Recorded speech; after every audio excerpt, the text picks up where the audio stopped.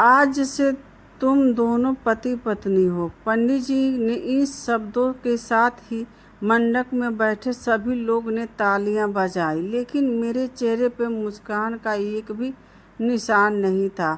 मेरे अंदर केवल गुस्सा, मजबूरी और बगावत भरी हुई थी। यह शादी मेरी इच्छा से नहीं हुई थी। मेरे पिता ने अपनी जिद और परिवार की इज्जत का हवाला देकर मुझे इस रिश्ते के लिए मजबूर कर दिया था। मैं विदेश में अपना करियर बनाना चाहता था। मैंने उनसे कई बार कहा था कि मैं अभी शादी नहीं करना चाहता, लेकिन उन्होंने मेरी एक नहीं सुनी।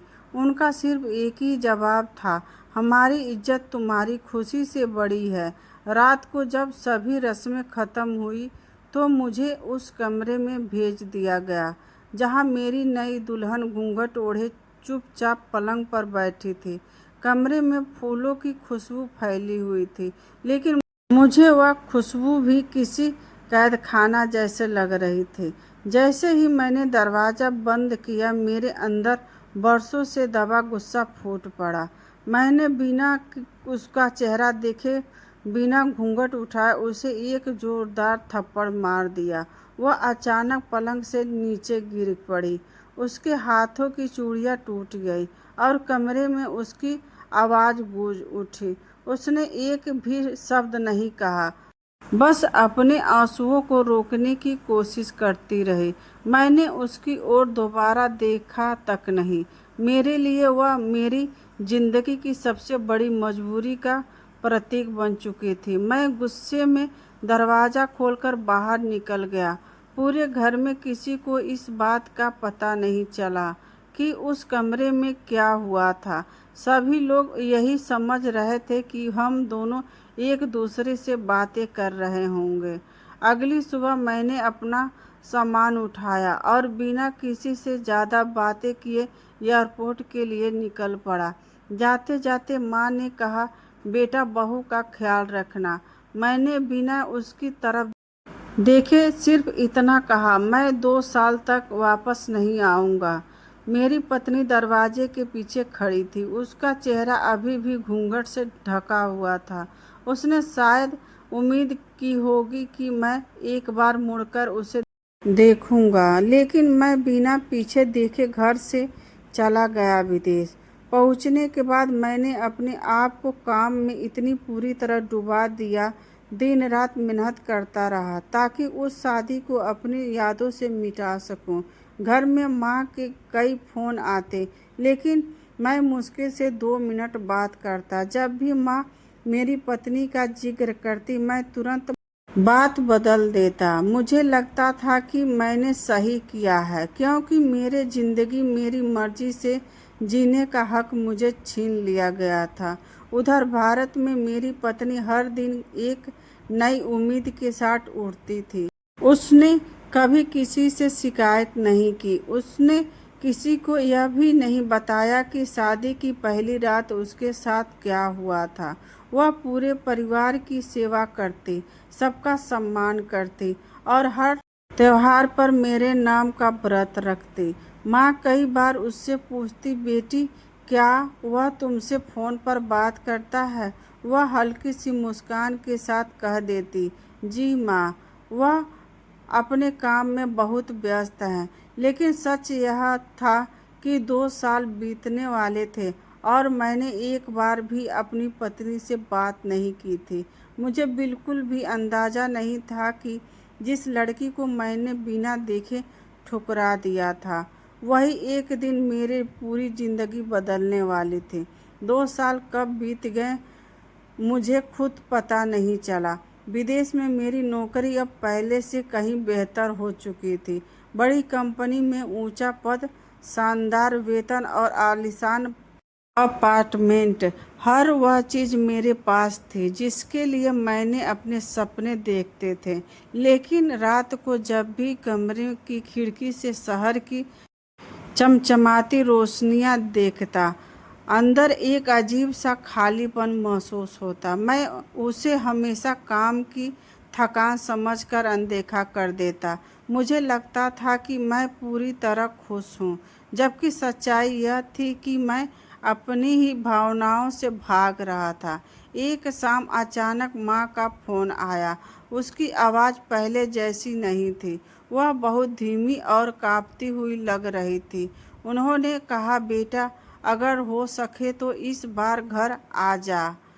तेरे पिताजी की तबीयत कई दिनों से ठीक नहीं है।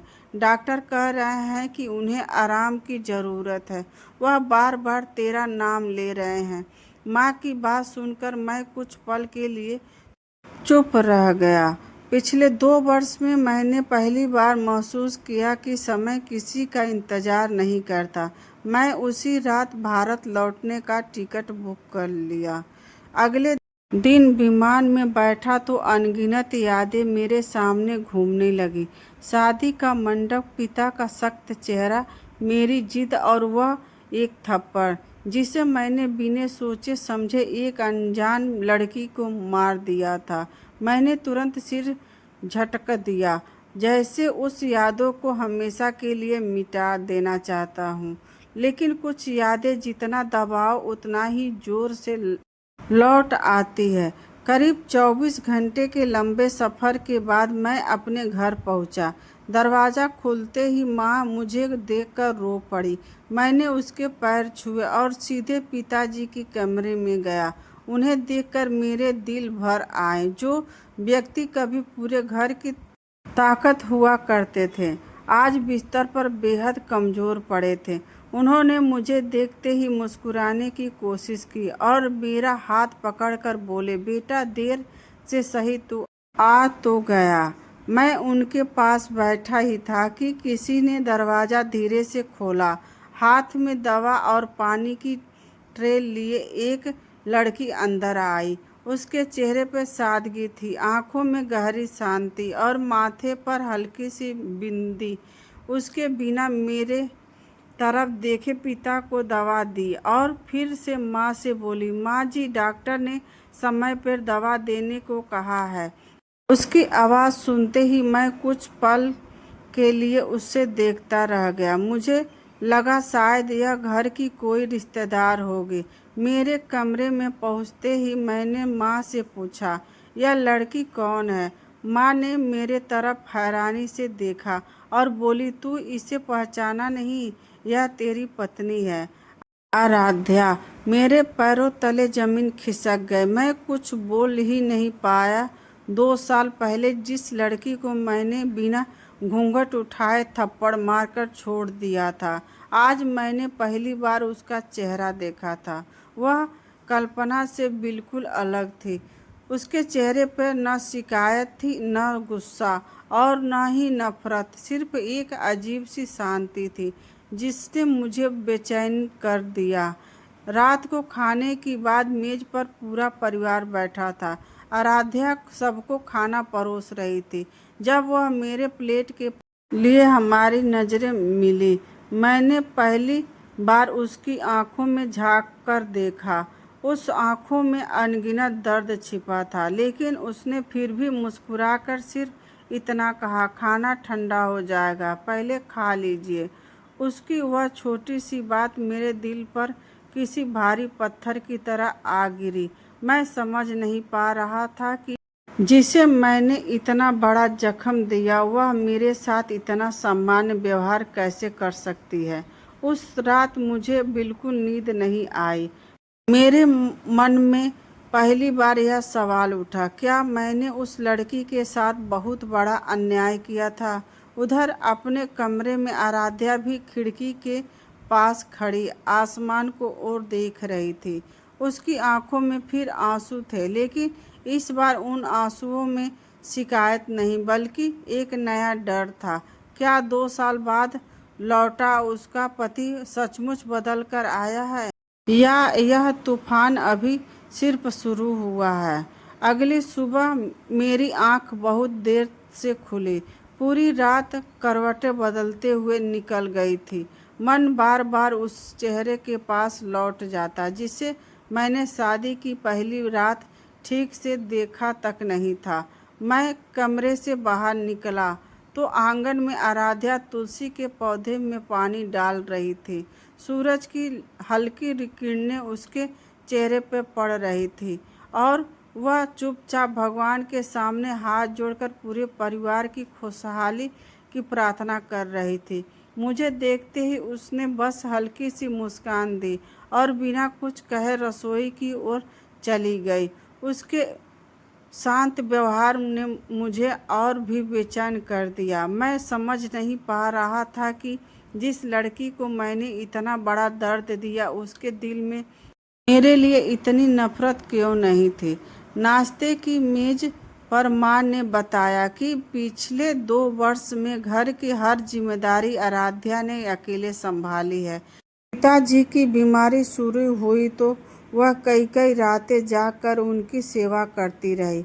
घर का हिसाब किताब, रिश्तेदारों का सम्मान, पूजा पाठ और हर छोटी बड़ी जिम्मेदारी उसने बिना किसी शिकायत के निभाई। माँ की आंखों में गर्व साफ दिखाई दे रहा था। उन्होंने मेरी तरफ देखते हुए कहा, अगर यह बहू इस घर में न होती तो शायद हम इतने मुश्किल दिन नहीं संभाल पाते। मैं चुपचाप सब सुनता रहा। हर शब्द मेरे दिल पर बोझ बनता जा रहा था। नाश्ता खत्म होने के बाद मैं अपने पुराने कमरे में गया। वहाँ सब कुछ वैसे ही रखा था जैसे मैं छोड़कर गया था।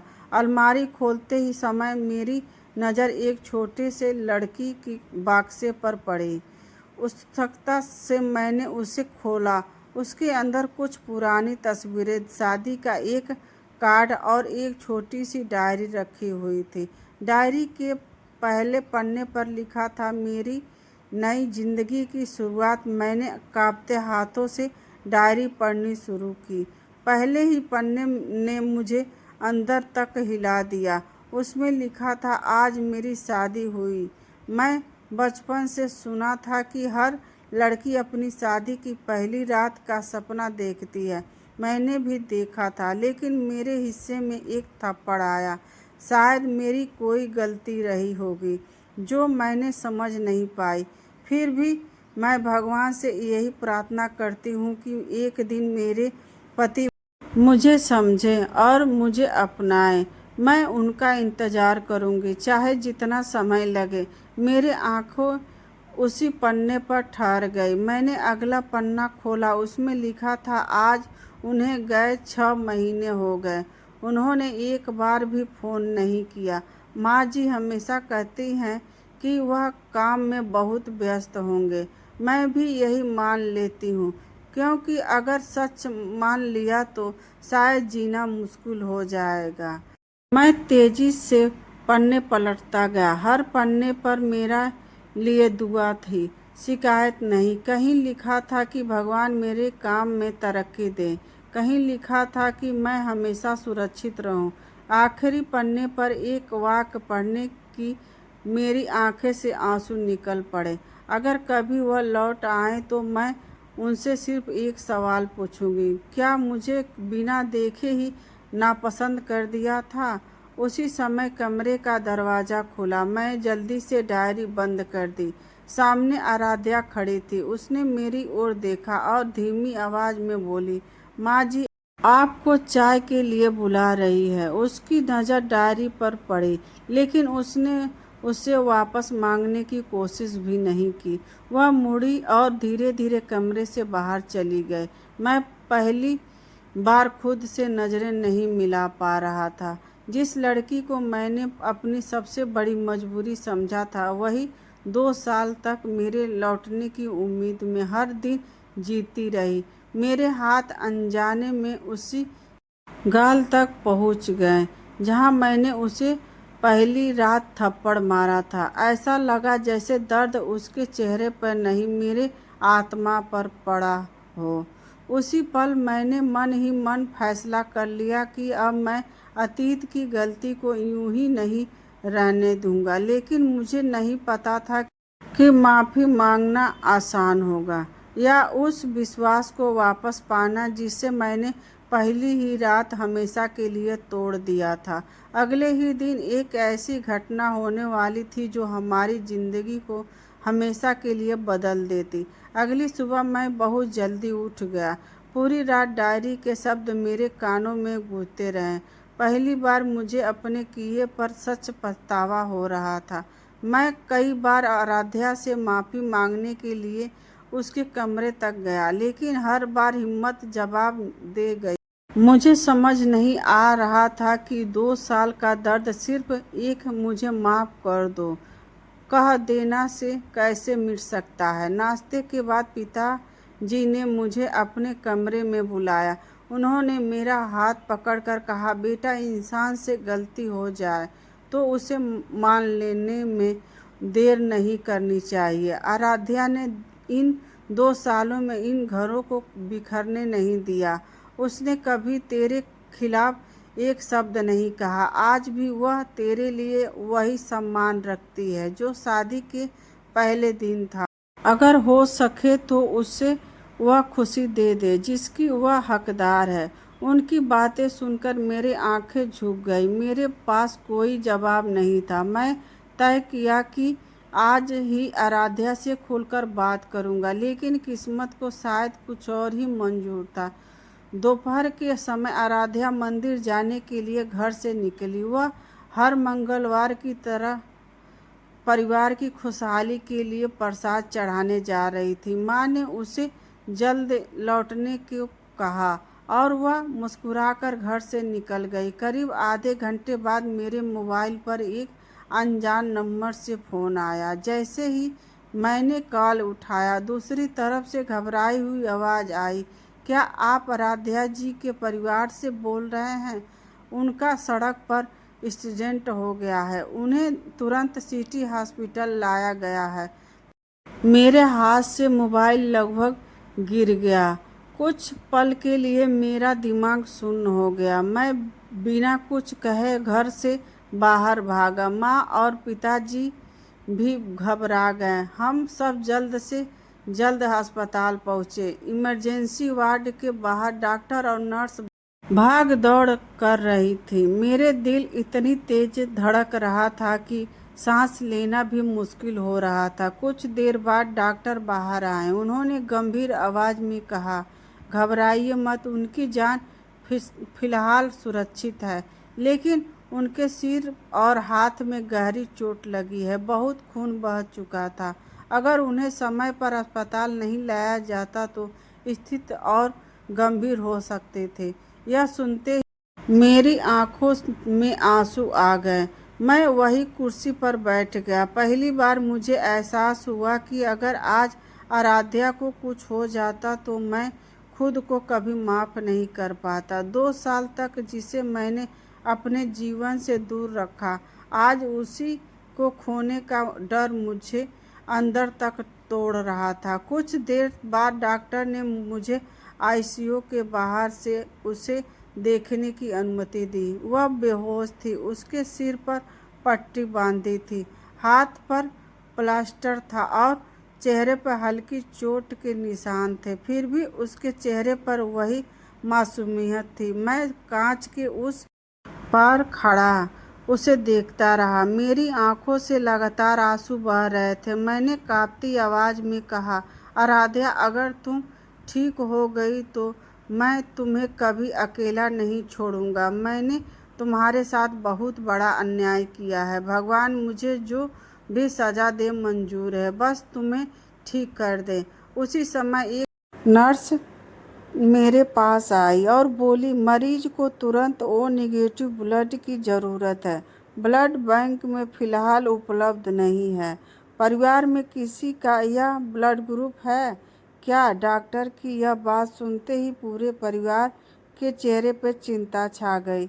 अगर अगले कुछ मिनट में खून का इंतजाम नहीं हुआ तो आराध्या की जान फिर से खतरे में पड़ सकती है। और तभी मुझे अचानक अपनी मेडिकल रिपोर्ट की एक पुरानी बात याद आई, जिसमें उम्मीद की एक नई किरण जागा दी। डॉक्टर की बात सुनते ही पूरे परिवार में सन्नाटा छा गया। नर्स बार बार कह रही थी, "मरीज का बहुत खून बह चुका है। अगर अगले कुछ मिनट में वो नेगेटिव ब्लड नहीं मिला तो हालत बिगड़ सकती है।" माँ भगवान का नाम लेते हुए रोने लगी। पिताजी की आंखों में भी बेबसी साफ दिखाई दे रही थी। तभी मुझे अचानक याद आया कि विदेश जाने से पहले कंपनी के मेडिकल चेकअप में मेरा ब्लड ग्रुप ओ नेगेटिव ही निकला था। मैंने बिना एक पल गवाए डॉक्टर से कहा, डॉक्टर साहब मेरा ब्लड ग्रुप ओ नेगेटिव है, जितना खून चाहिए ले लीजिए, बस मेरी पत्नी को बचा दीजिए। डॉक्टर मुझे तुरंत ब्लड डोनेशन रूम में ले गए। सुई लगाने का दर्द मुझे बिल्कुल महसूस नहीं हुआ। मेरे मन में सिर्फ एक ही प्रार्थना थी, हे भगवान मेरी गलती की सज़ा मुझे देना, लेकिन आराध्या को बचा लेना। खून देने के बाद मुझे कुछ देर आराम करने के लिए कहा गया, लेकिन मैं बार बार उठकर आईसीयू की ओर देखने लगता। हर मिनट मुझे कई घंटों जैसा लग रहा था। करीब 2 घंटे बाद डॉक्टर बाहर आए। उनके चेहरे पर हल्की मुस्कान थी।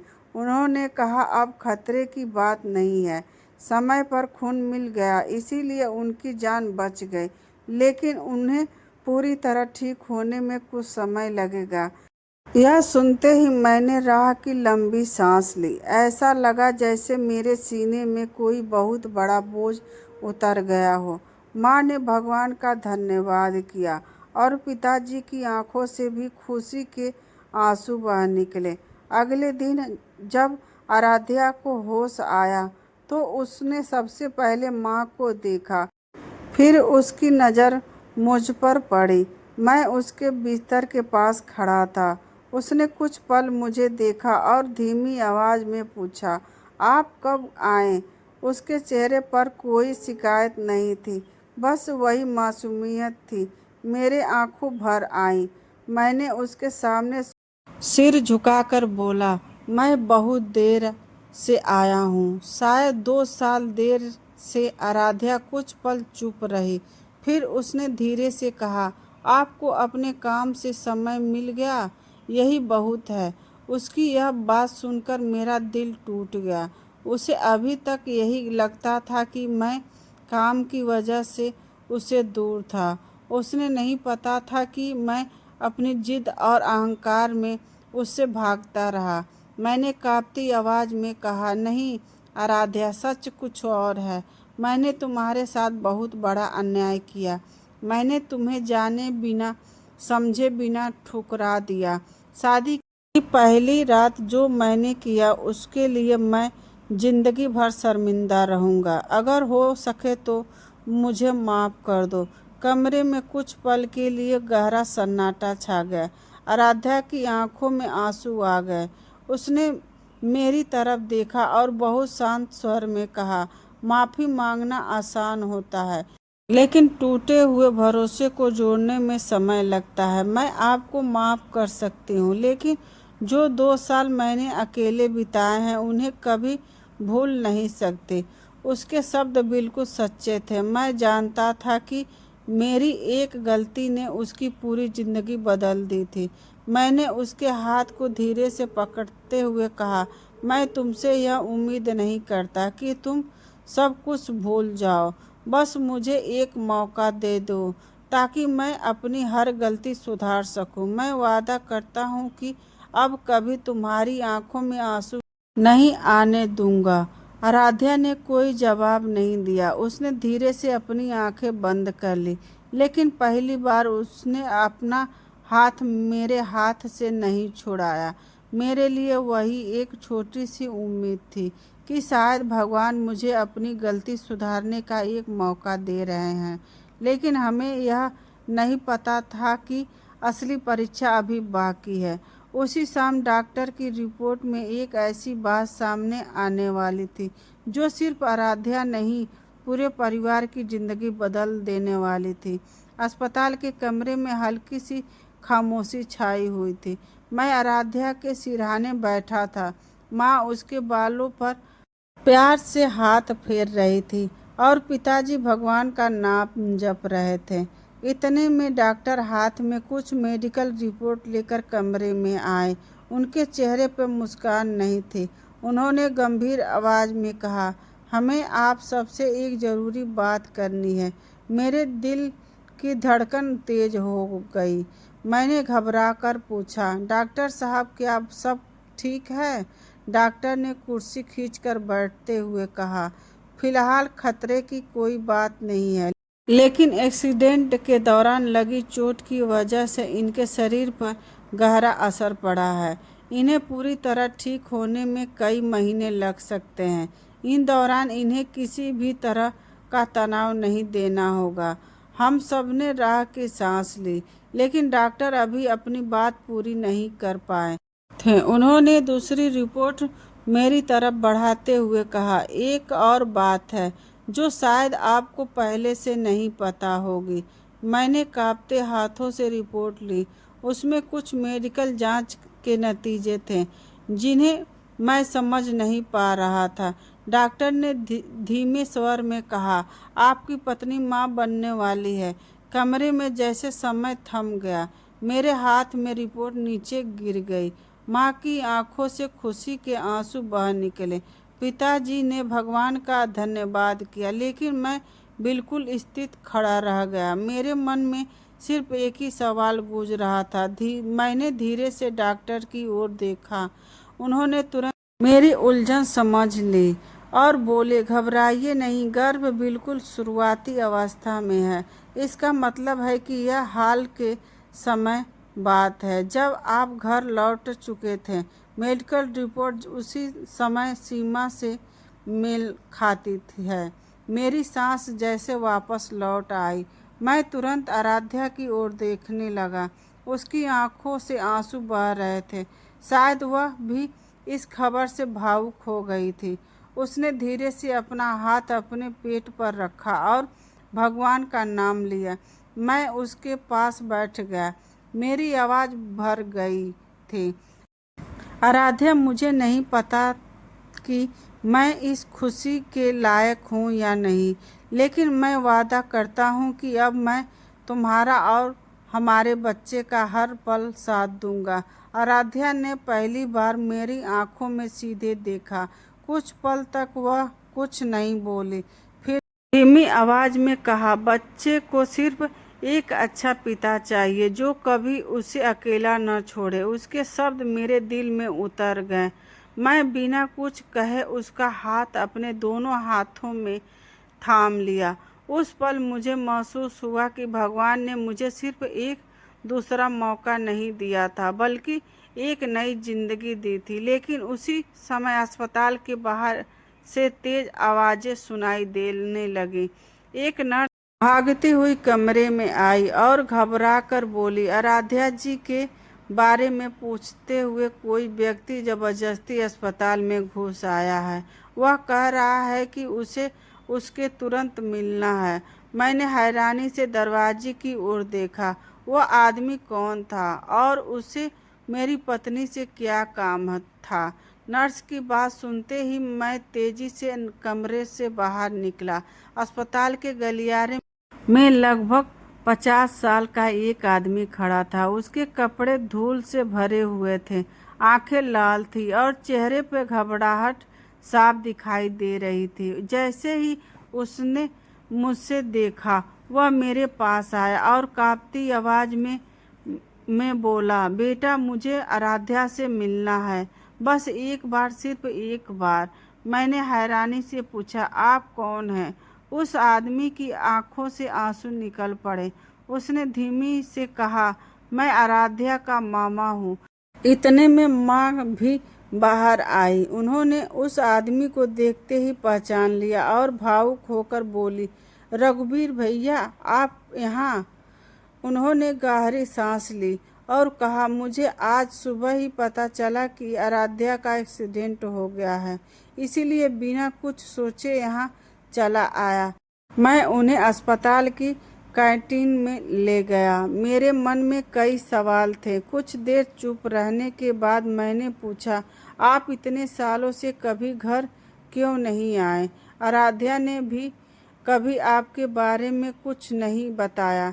रघुवीर जी की आंखें भर आईं। उन्होंने पानी का गिलास उठाया और धीमी स्वर में कहा, क्योंकि वह हमेशा अपने दुख खुद सहती रही। उसने कभी किसी को परेशान नहीं किया। मैं ध्यान से उसकी बातें सुनने लगा। उन्होंने कहना शुरू किया, जब आराध्या सिर्फ 10 साल की थी तब एक सड़क हादसे में उसके माता पिता की मौत हो गई थी। उसी दिन से वह पूरी तरह अकेली हो गई। मैंने उसे अपनी बेटी की तरह पालने की कोशिश की, लेकिन मेरी आर्थिक हालत बहुत अच्छी नहीं थी। फिर तुम्हारे पिताजी ने आगे बढ़कर उसकी पढ़ाई का खर्चा उठाया।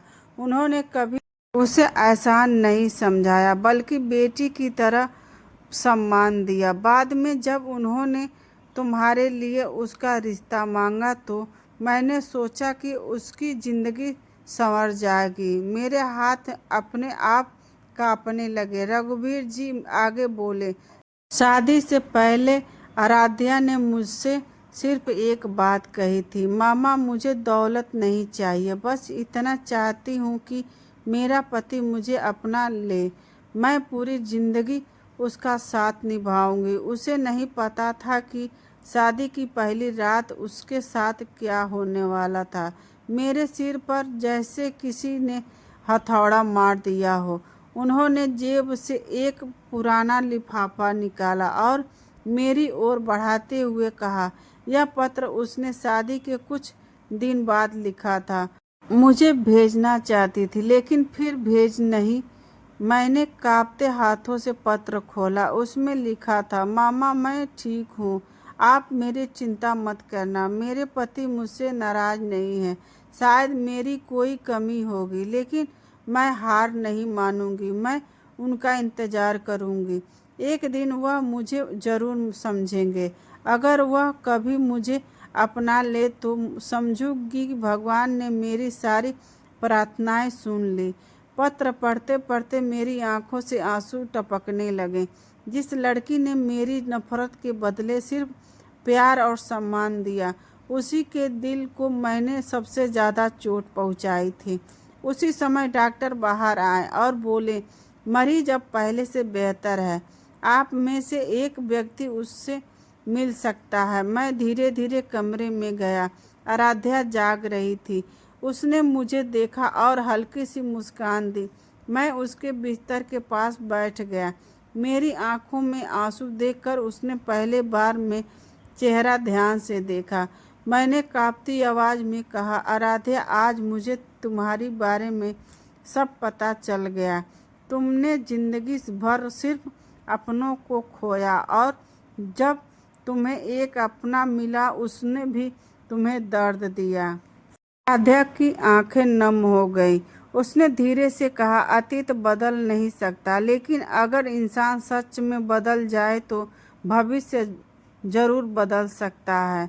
उसके शब्द मेरे दिल में हमेशा के लिए उतर गए। लेकिन उसी शाम डॉक्टर ने एक और खबर दी। आराध्या की हालत तो स्थिर थी, पर मेरे पिताजी अचानक अस्पताल में ही बेहोश होकर गिर पड़े थे। उनकी रिपोर्ट देखकर डॉक्टर का चेहरा गंभीर हो गया। डॉक्टर के चेहरे की गंभीरता देखकर मेरे दिल की धड़कन फिर तेज हो गई। उन्होंने हमें अपने केबिन में बुलवाया और धीरे से कहा, आपके पिताजी की रिपोर्ट आ गई है। उनकी बीमारी अब पहले से ज़्यादा बढ़ चुकी है। उन्हें लंबे समय से दिल की गंभीर समस्या थी, लेकिन उन्होंने इलाज में लापरवाही की। अब उनकी हालत नाजुक है।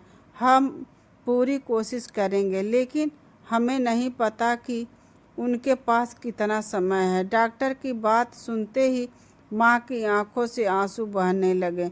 मेरे पैरों तले जमीन खिसक गई। मैं कभी सोच भी नहीं सकता था कि हमेशा मजबूत देखने वाले मेरे पिता इतनी बड़ी बीमारी से लड़ रहे थे। मैं तुरंत पिताजी के कमरे में पहुंचा। उन्होंने मुझे देखते ही हल्की सी मुस्कान दी। मैं उनके पास बैठ गया और उनका हाथ पकड़ लिया। उन्होंने मेरी आंखों में आंसू देखकर कहा, बेटा रो मत, हर इंसान को एक दिन जाना होता है। मुझे अपनी बीमारी से ज़्यादा इस बात का दुख था कि मेरा बेटा अपने ही घर से दूर हो गया था। लेकिन आज मुझे बदलते देखकर मुझे सुकून मिल गया है। मैं फूट फूट कर रो पड़ा। मैंने कहा, पिताजी मुझे माफ़ कर दीजिए, मैंने आपकी बात नहीं मानी, आपके फैसले को समझने बिना आपसे नाराज़ हो गया। अगर मैं पहले लौट आता तो शायद सब कुछ अलग होता। पिताजी ने मेरे सिर पर हाथ रखते हुए कहा, गलतियां हर इंसान से होती है, असली बात यह है कि उनसे सीख कौन लेता है। मैं आराध्या को इसीलिए नहीं चुना था कि वह अमीर थी या खूबसूरत थी। मैंने उसे इसीलिए चुना था क्योंकि उसके दिल में संस्कार, धैर्य और परिवार के लिए सम्मान था। मुझे पता था कि एक दिन तू भी उसे दिल की सच्चाई को ज़रूर पहचान लेगा। मेरी नज़र झुक गई। मैं एक शब्द भी नहीं बोल पा रहा था। उसी समय आराध्या भी व्हीलचेयर पर बैठी बैठी कमरे में लाई गई। उसने पिताजी के चरण छुए। पिताजी ने उससे सिर पर हाथ रख कर कहा, बेटा मैंने तुझे बहुत दुख दिया। अगर मेरी जिद से तेरी जिंदगी में दर्द आया हो तो मुझे माफ़ कर देना। आराध्या की आंखें भर आईं। उसने तुरंत उनका हाथ पकड़ लिया और बोली, पिताजी ऐसा मत कहिए। आपने मुझे इस घर की बेटी बनाया। अगर आज मेरा अपना परिवार है तो वह आपकी वजह से है। पिताजी मुस्कुरा दिए। उन्होंने मेरा और आराध्या का हाथ एक साथ पकड़कर कहा, आज मुझे एक वादा करो, चाहे जिंदगी में कितनी भी मुश्किलें आएं, तुम दोनों कभी एक दूसरे का साथ नहीं छोड़ोगे। रिश्ते अहंकार से नहीं, विश्वास से चलते हैं। अगर एक बार भरोसा टूट जाए तो उसे जोड़ने में पूरी जिंदगी लग जाती है। इसीलिए कभी ऐसा मत होने देना। मैंने और आराध्या ने एक साथ कहा, हाँ वादा करते हैं। पिताजी की आंखों से आंसू दिखाई देने लगा। ऐसा लग रहा था जैसे उनके दिल का सबसे बड़ा बोझ उतर गया हो। लेकिन तभी अचानक मॉनिटर पर उनकी धड़कनें तेज से ऊपर नीचे होने लगी। डॉक्टर और नर्स तुरंत कमरे में दौड़ते हुए आए। हमें बाहर जाने के लिए कहा गया। मैं दरवाजे के बाहर खड़ा भगवान से लगातार प्रार्थना कर रहा था। माँ रो रही थी और आराध्या भी अपनी चोटों की परवाह किए बिना हाथ जोड़कर प्रार्थना कर रही थी। लगभग 20 मिनट बाद डॉक्टर बाहर आए। उनके चेहरे के भाव देखकर हमारा दिल बैठ गया। ऑपरेशन थिएटर के बाहर हर पल किसी पहाड़ जैसा भारी लग रहा था।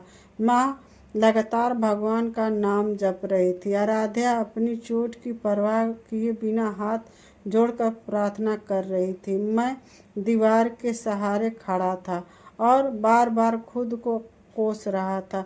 अगर मैं 2 साल पहले घर लौट आया होता, अगर मैं अपने पिताजी की बात समझ गया होता तो शायद आज यह दिन नहीं देखना पड़ता। करीब आधे घंटे बाद ऑपरेशन थिएटर का दरवाज़ा खुला। डॉक्टर बाहर आए। उनके चेहरे पे थकान साफ दिखाई दे रही थी। उन्होंने धीमी आवाज़ में कहा, हमने फिलहाल उनकी जान बचा ली है, लेकिन उनकी हालत अभी भी बहुत नाजुक है। उन्हें ज़्यादा भावनात्मक तनाव नहीं दिया जा सकता। अगर आप मिलना चाहते हैं तो एक एक करके मिल सकते हैं। हम तीनों तुरंत उनके कमरे की ओर बढ़े। पिताजी ऑक्सीजन मास्क लगाए हुए थे। उन्होंने धीरे धीरे आंखें खोली। सबसे पहले उनकी नज़र मुझ पर पड़ी। उन्होंने मुझे पास आने का इशारा किया। मैं उनके बिस्तर के पास बैठ गया और उनका हाथ अपने हाथों में ले लिया। उनका हाथ पहले की तरह मजबूत नहीं था, लेकिन उसमें आज भी वही अपनापन था। उन्होंने धीमी आवाज़ में कहा, बेटा अब मेरे पास ज़्यादा समय नहीं है, इसीलिए जो बात कहनी है आज ही कहूँगा। मैंने तुरंत कहा, ऐसा मत कहिए पिताजी, आप बिल्कुल ठीक हो जाएंगे। उन्होंने हल्की सी मुस्कान के साथ सिर हिलाया और बोले, हर पिता अपने बेटे का भविष्य देखना चाहता है। मैंने भी वही किया था, लेकिन शायद मैं तुमसे अपनी बात ठीक से समझा नहीं पाया। मैंने आराध्या को इसीलिए नहीं चुना था कि वह किसी बड़े घर की बेटी थी। मैंने उसे इसीलिए चुना क्योंकि उसके संस्कार किसी भी दौलत से बड़े थे। मुझे यकीन था कि एक दिन वह इस घर को जोड़ कर रखेगी और उसने मेरा विश्वास कभी टूटने नहीं दिया। इतना कहकर उन्होंने आराध्या के पास बुलाया।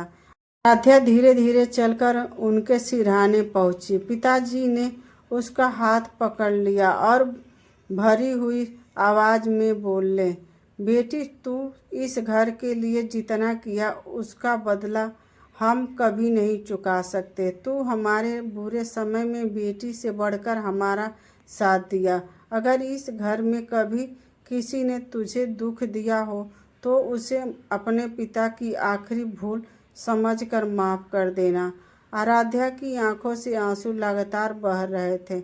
उसने झुककर पिताजी के हाथ अपने माथे पे लगा लिए और बोली, पिताजी, आपने मुझे कभी बहू नहीं, हमेशा बेटी माना।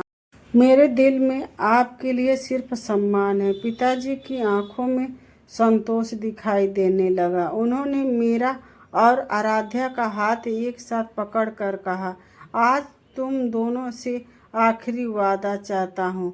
कभी भी अहंकार को अपने रिश्ते के बीच मत आने देना।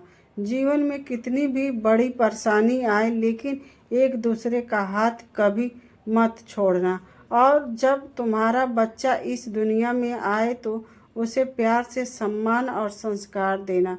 वही मेरा सबसे बड़ी विरासत होगी। मैंने रोते हुए कहा, मैं वादा करती हूँ पिताजी, आज कभी इस परिवार को टूटने नहीं दूंगी। आराध्या ने भी आंसुओं के बीच कहा, मैं भी वादा करती हूँ कि इस घर की खुशियाँ हमेशा बनाए रखूंगी। इतने में मॉनिटर की बीपी की आवाज़ अचानक तेज होने लगी। डॉक्टर और नर्स फिर कमरे में दौड़ पड़े। हमें बाहर कर दिया गया। इस बार इंतज़ार पहले से भी ज़्यादा कठिन था। माँ फूट फूट कर रो रही थी। मैं भगवान से सिर्फ एक ही प्रार्थना कर रहा था कि मुझे अपने पिता के साथ थोड़ा और समय मिल जाए। करीब 15 मिनट बाद डॉक्टर बाहर आए। उनके चेहरे पर हल्की मुस्कान थी। उन्होंने कहा, फिलहाल खतरा टल गया है, लेकिन इन्हें अब पूरी तरह आराम की ज़रूरत है। किसी भी तरह का तनाव इनके लिए ठीक नहीं होगा। हम सबने राह की सांस ली। ऐसा लगा जैसे भगवान ने हमें एक और मौका दे दिया हो। लेकिन उसी रात जब मैं अस्पताल में कॉरिडोर में अकेला बैठा था, मेरे मोबाइल पर विदेश से एक कॉल आया। यह मेरी कंपनी के मालिक का फ़ोन था। उन्होंने कहा, अगर तुम अगले 3 दिनों में वापस नहीं लौटे तो तुम्हारी नौकरी हमेशा के लिए चली जाएगी। एक तरफ मेरा परिवार था, दूसरी तरफ वह करियर जिसके लिए मैंने कभी सब कुछ छोड़ दिया था। मुझे समझ नहीं आ रहा था कि इस बार मैं किससे चुनूं।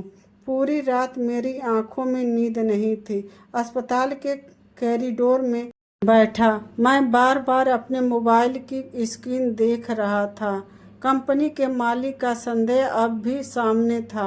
अगर तुम 3 दिनों के भीतर वापस नहीं लौटे तो तुम्हारी नौकरी किसी और को दे दी जाएगी।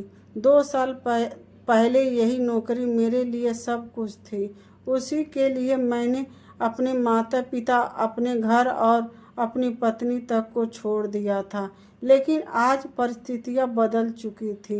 एक तरफ करोड़ों की सैलरी और सुनहरा भविष्य था, तो दूसरी तरफ मेरा परिवार, मेरी पत्नी और वह आने वाला बच्चा। सिर्फ जिम्मेदारियां अब मेरी थी। मैं समझ नहीं पा रहा था कि इस बार दिल की सुने या दिमाग की। तभी आराध्या धीरे धीरे चलते हुए मेरे पास आई। उसने मेरे परेशान आंखों को देखकर पूछा, क्या बात है, आप इतने परेशान क्यों हैं? मैंने बिना कुछ छिपाए उसे पूरी बात बता दी। वह कुछ देर तक चुप रही, फिर मुस्कुरा बोली, अगर आपकी खुशियाँ उस नौकरी में हैं तो आपको वापस चले जाना चाहिए। मेरी चिंता मत कीजिए, मैं पहले भी सब संभालती आई हूँ, आगे भी संभाल लूँगी। उसकी बात सुनकर मेरे दिल भर आया। जिस लड़की ने कभी अपने बारे में नहीं सोचा था, वह आज भी मेरी खुशी को अपनी खुशी से बड़ा मान रही थी। मैंने उसकी आंखों में देखते हुए कहा, नहीं आराध्या, 2 साल पहले मैंने बहुत बड़ी गलती की थी। उस समय मैं करियर को परिवार से बड़ा समझा था, लेकिन अब मुझे समझ आ गया है कि पैसा कभी रिश्तों की जगह नहीं ले सकता। नौकरी फिर मिल जाएगी, लेकिन अगर मैंने इस बार भी अपने परिवार को छोड़ दिया तो शायद खुद को कभी माफ़ नहीं कर पाऊंगा। आराध्या ने मेरी तरफ देखा। उसकी आंखों में पहली बार मेरे लिए विश्वास की एक हल्की सी चमक दिखाई दी।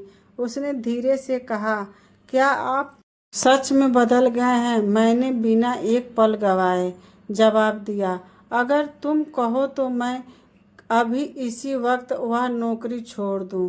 मैंने वही कंपनी के मालिक को फ़ोन लगाया।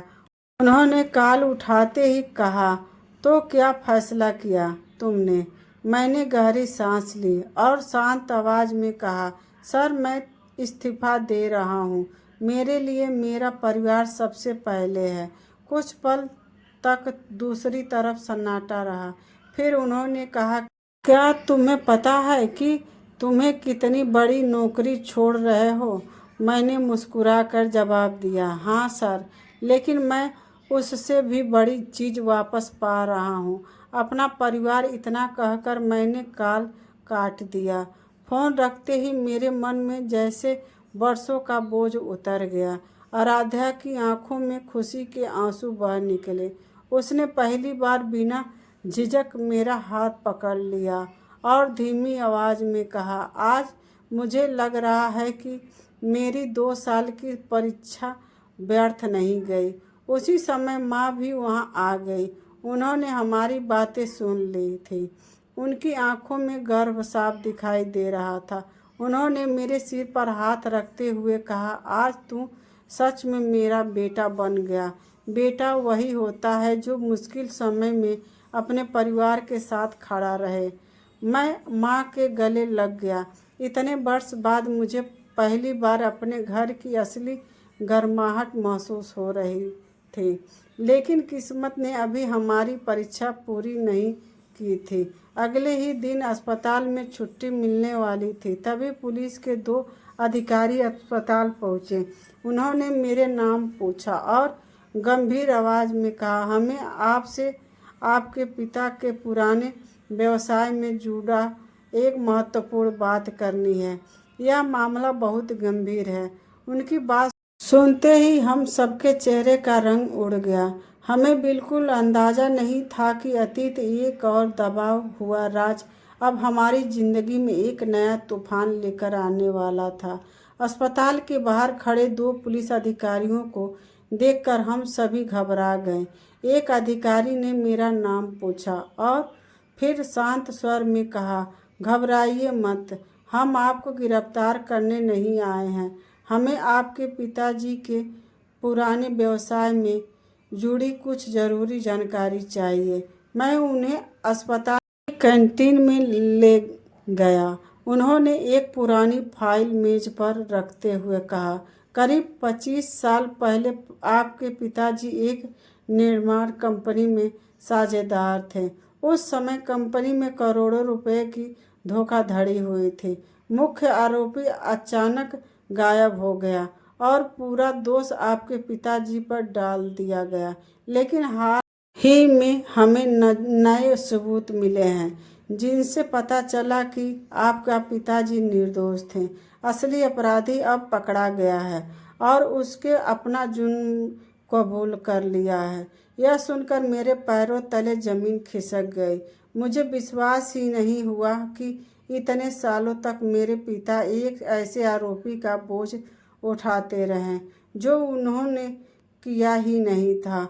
अधिकारी ने आगे कहा, हमें अदालत में आपके पिताजी का बयान दर्ज कराना होगा ताकि उनका नाम हमेशा के लिए बेदाग साबित हो सके।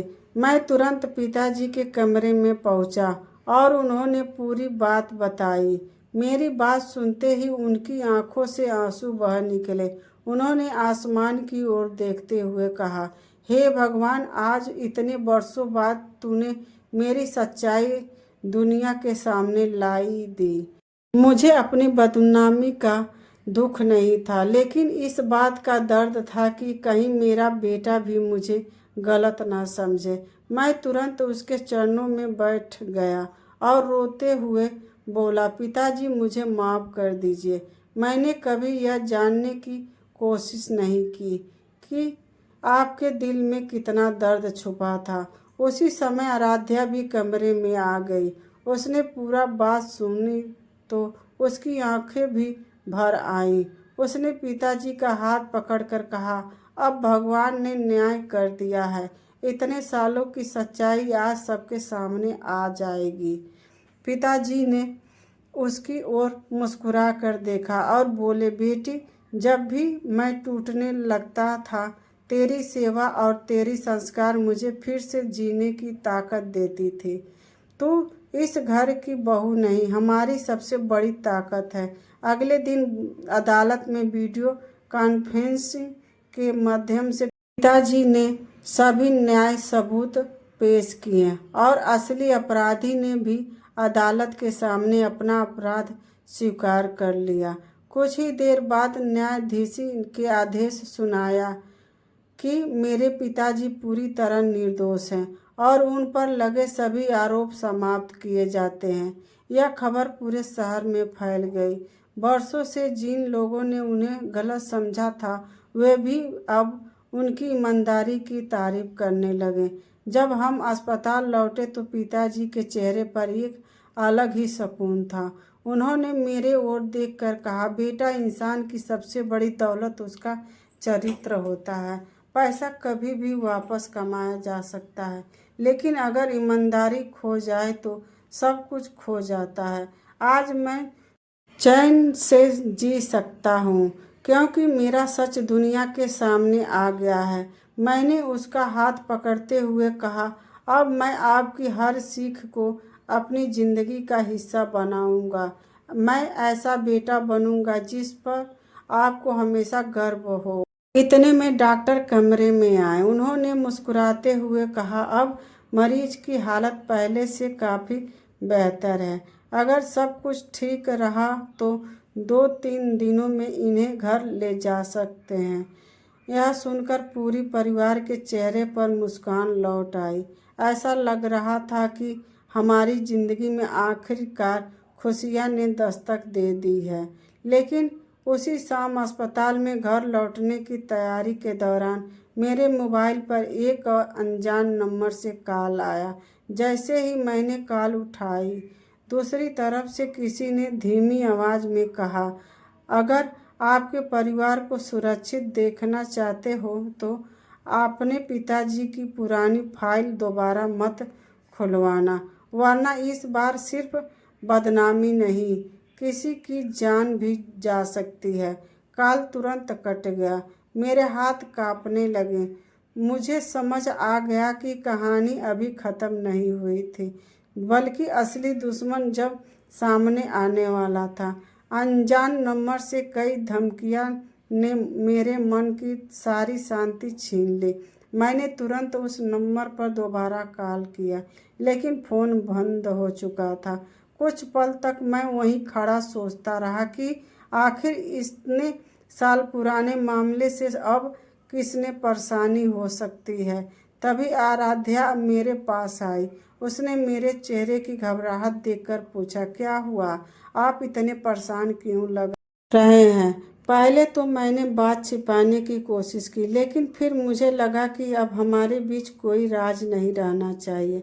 मैंने उसे पूरी बात बता दी। वह कुछ पल चुप रही, फिर बोली, डरने से समस्या ख़त्म नहीं होगी। अगर सच हमारे साथ है तो हमें उसका सामना करना होगा। उसकी बात सुनकर मेरे अंदर फिर से हिम्मत आ गई। अगले दिन पिताजी और आराध्या को अस्पताल से छुट्टी मिल गई। पूरा परिवार घर लौट आया। कई दिनों बाद घर में फिर से रौनक दिखाई दे रही थी, लेकिन मेरे मन में उस धमकी की आवाज़ बार बार गूंज रही थी। मैंने बिना किसी को बताए अपने एक पुराने दोस्त अभिषेक से संपर्क किया, जो अब पुलिस विभाग में इंस्पेक्टर था। मैंने उसे पूरा घटना बताई। उसने गंभीर होकर कहा, अगर किसी ने इतने साल बाद धमकी दी है तो इसका मतलब है कि मामला अभी ख़त्म नहीं हुआ। जिसने भी फ़ोन किया है वह किसी बड़े राज्य को छिपाना चाहता है। तुम्हें सावधान रहो। मैं अपने स्तर पर जांच शुरू करता हूँ। 2 दिन बाद अभिषेक का फ़ोन आया। उसकी आवाज़ पहले से ज़्यादा गंभीर थी।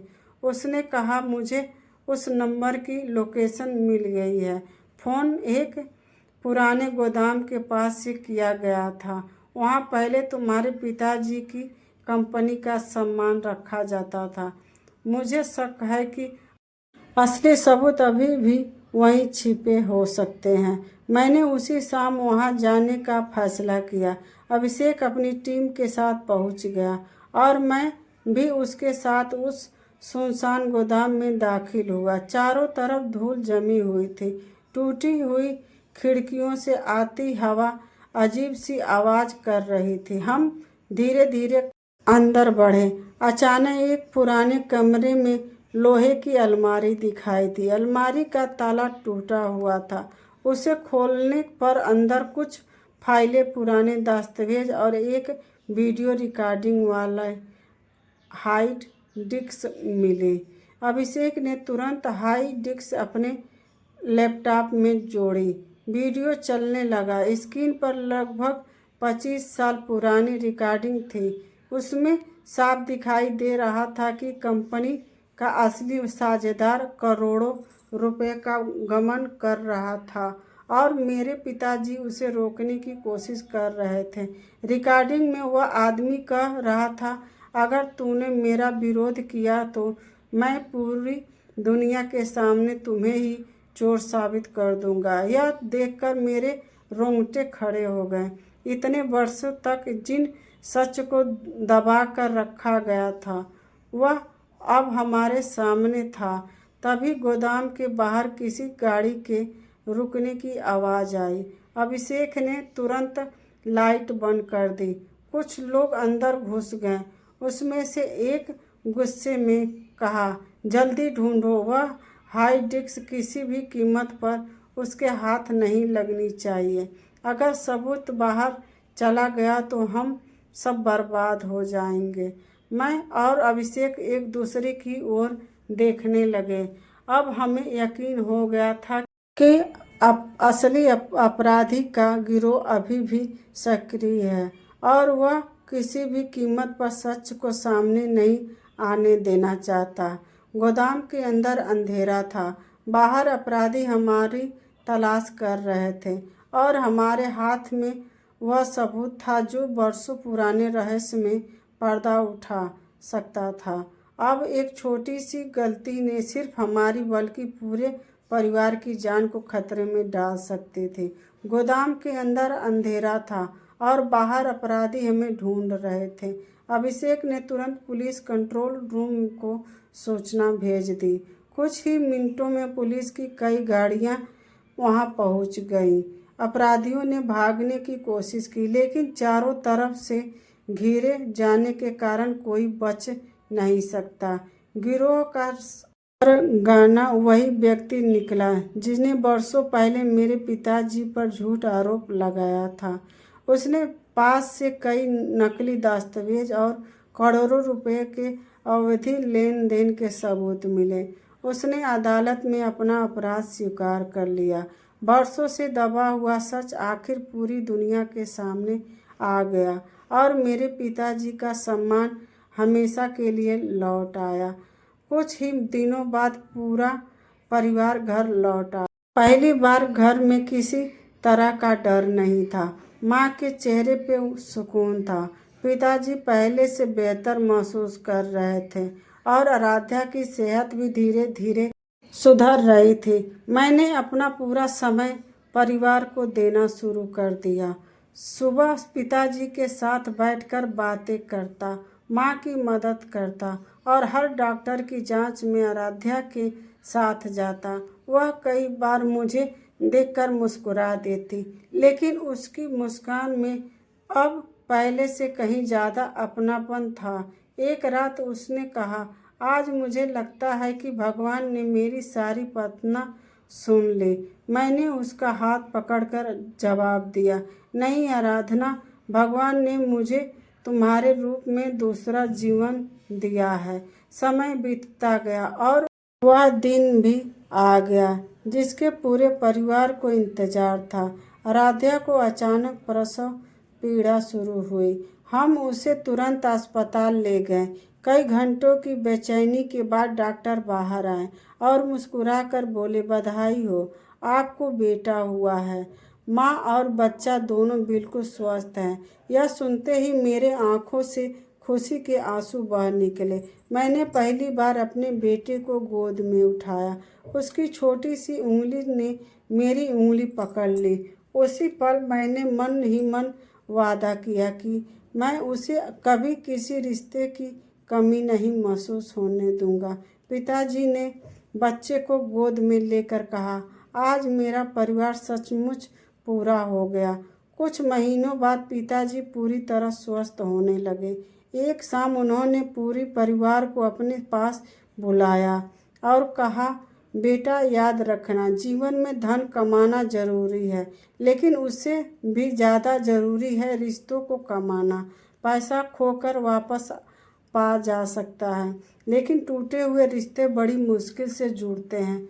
मैंने उनके चरण छुए और कहा, आपकी हर बात अब मेरी जिंदगी का नियम होगी। आराध्या मुस्कुराकर सब सुन रही थी। उस दिन मुझे एहसास हुआ कि परिवार की असली ताकत एक दूसरे का साथ होता है। हमारी शादी की तीसरी सालगिरह पर मैं आराध्या को उसी कमरे में ले गया जहां हमारी पहली रात शुरू हुई थी।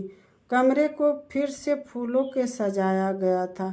मैं उसके सामने हाथ जोड़कर खड़ा हो गया और कहा, यही वह जगह है जहां मैंने तुम्हें सबसे बड़ा दर्द दिया था। आज मैं उसी जगह तुमसे फिर से एक बार माफ़ी मांगता हूँ। आराध्या की आंखों से आंसू बह निकले। उसने मेरा हाथ पकड़कर कहा, अगर इंसान अपनी गलती स्वीकार कर ले और उसे सुधारने की पूरी कोशिश करे तो माफ़ी अपने आप मिल जाती है। मैंने तुम्हें बहुत पहले माफ़ कर दिया था। मैं भावुक होकर उसके गले लग गया। उसी पल लगा कि हमारे रिश्ते का हर घाव सचमुच भर चुका है। कुछ वर्षों बाद हमारा घर हंसी खुशी और प्यार से भर गया। हमारा बेटा बड़ा होने लगा। वह अपने दादा दादी के साथ खेलता और पूरे घर में रौनक बिखेर देता। मैं अक्सर रात को छत पर बैठकर अपनी पुरानी जिंदगी को याद करता। अगर उस दिन मैंने अपने अहंकार को नहीं छोड़ता तो शायद मैं यह खुशी कभी नहीं देख पाता। मैंने आराध्या का हाथ पकड़कर कहा, ऐसा समय था जब मैंने तुम्हारा घूंघट उठाए बिना तुम्हें ठुकरा दिया था। आज मैं गर्व से कहता हूँ कि तुम मेरी ज़िंदगी का सबसे खूबसूरत फैसला हो। आराध्या मुस्कुराई और बोली, भगवान हर इंसान को दूसरा मौका नहीं देते, लेकिन जब देते हैं तो उसे संभाल कर रखना चाहिए। मैंने आसमान की ओर देखा और मन ही मन भगवान का धन्यवाद किया। मुझे समझ आ चुका था कि ज़िंदगी में सबसे बड़ा दौलत पैसा नहीं, बल्कि परिवार, विश्वास और सच्चा प्यार होता है। कभी कभी एक गलती पूरी जिंदगी बदल देती है, लेकिन सच्चा पछतावा, धैर्य और प्रेम उसी जिंदगी को फिर से संवार भी सकता है।